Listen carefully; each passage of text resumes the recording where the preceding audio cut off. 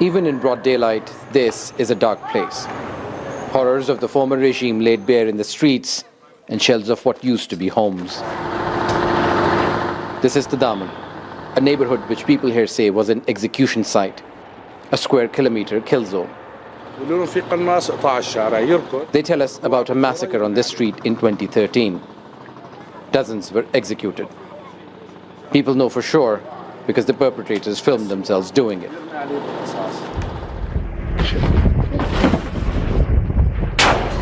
The footage was leaked years later.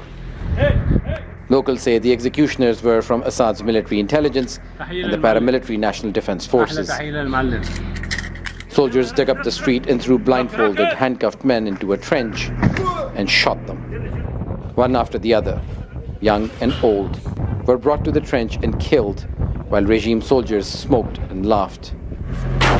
We can't show the full video because it's too gruesome. Beyond that trench, people keep finding bones. The entire neighborhood feels like an open graveyard. That looks like somebody's pelvis, a jawbone. These appear to be human remains collected by children and local residents here. When they find them, they collect them in one spot and then they go and bury them. Witnesses have been coming forward, describing to us the horrors of things which happened in Tadamon. They say it wasn't just one massacre. There have been massacres in every street, at every block. Ibni. Mahmoud Dara was born while the Assads were in power. He says Bashar al-Assad killed his son. After many attempts, we received him and buried him. You can imagine how many people were killed like my son. If they detained anyone here, he or she will not come out alive. This block was surrounded by concrete and iron barriers. His other son was also arrested, but after his release he fled Syria and now lives in Germany. It hasn't seen him in more than a decade. It wasn't only one massacre. There were dozens. There are bodies in every block. They killed many people. Those criminals tortured, displaced and killed us in Tadamon.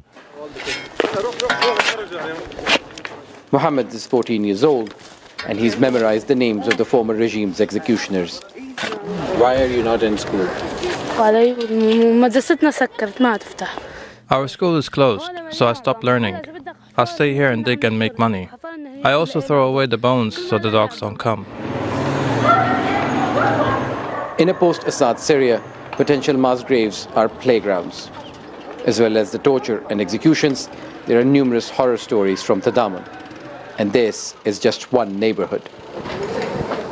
The mass graves are open and the evidence hasn't been preserved.